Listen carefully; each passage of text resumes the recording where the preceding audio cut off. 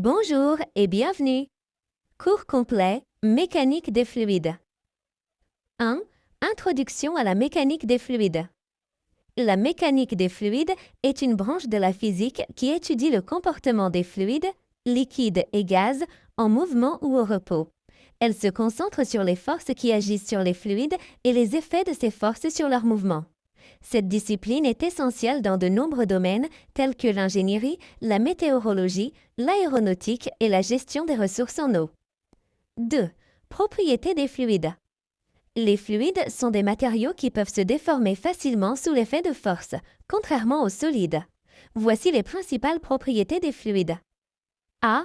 Masse volumique, ρ.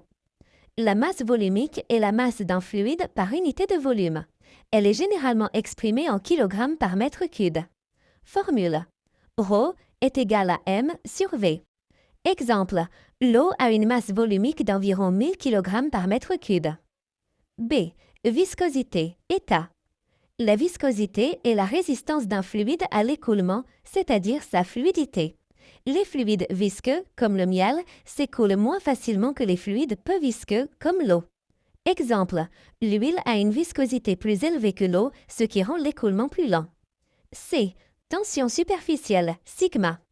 La tension superficielle est la force exercée à la surface d'un fluide qui tend à réduire la surface du fluide.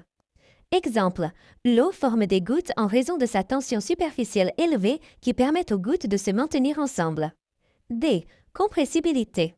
La compressibilité est la capacité d'un fluide à se comprimer sous l'effet d'une pression. Les gaz sont généralement plus compressibles que les liquides. Exemple, l'air est un fluide compressible, c'est-à-dire qu'on peut réduire son volume en augmentant la pression. 3. Loi fondamentale de la mécanique des fluides. A. Loi de Pascal.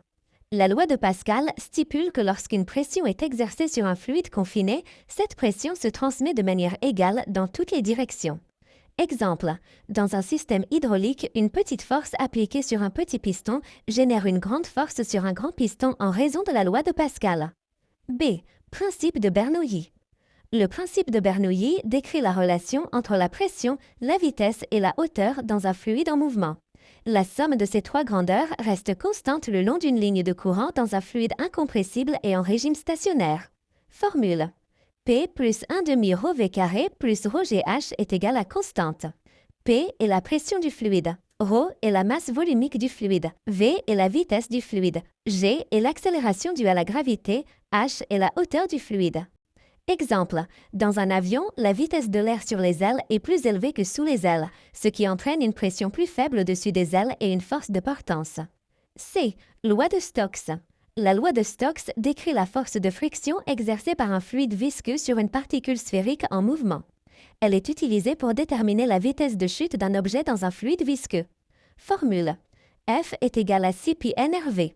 F est la force de friction. N est la viscosité du fluide, R est le rayon de la particule, V est la vitesse de la particule. Exemple, une balle en caoutchouc qui tombe dans de l'huile tombe plus lentement que dans l'air en raison de la viscosité de l'huile. 4. Équation du mouvement des fluides. A. Équation de continuité.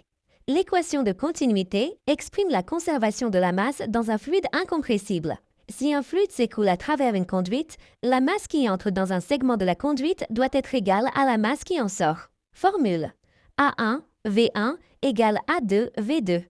A1 et A2 sont les sections transversales de la conduite, V1 et V2 sont les vitesses du fluide aux points 1 et 2. Exemple, dans une conduite qui se rétrécit, la vitesse du fluide augmente alors que la section de la conduite diminue. B. Équation de Navier-Stokes.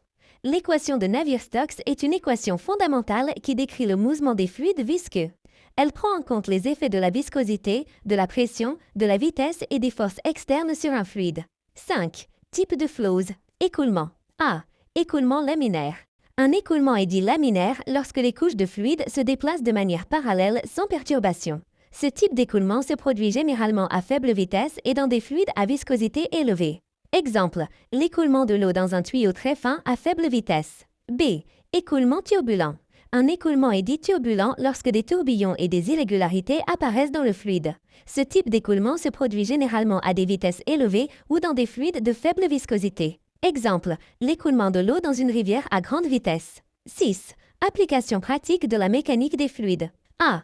Aéronautique. Les principes de la mécanique des fluides sont utilisés pour comprendre le vol des avions, en particulier grâce au principe de Bernoulli qui explique la portance des ailes.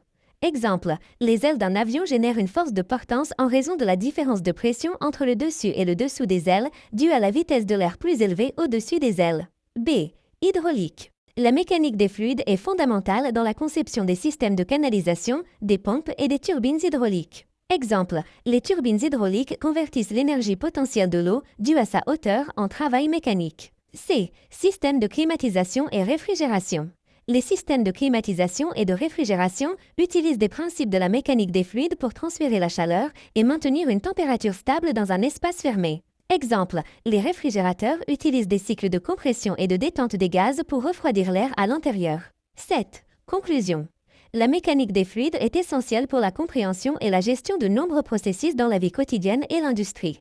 Qu'il s'agisse du mouvement des fluides dans les tuyaux, de la génération de portance sur un avion ou des systèmes de réfrigération, la connaissance des fluides et de leur comportement est cruciale pour l'optimisation et l'innovation technologique dans de nombreux secteurs.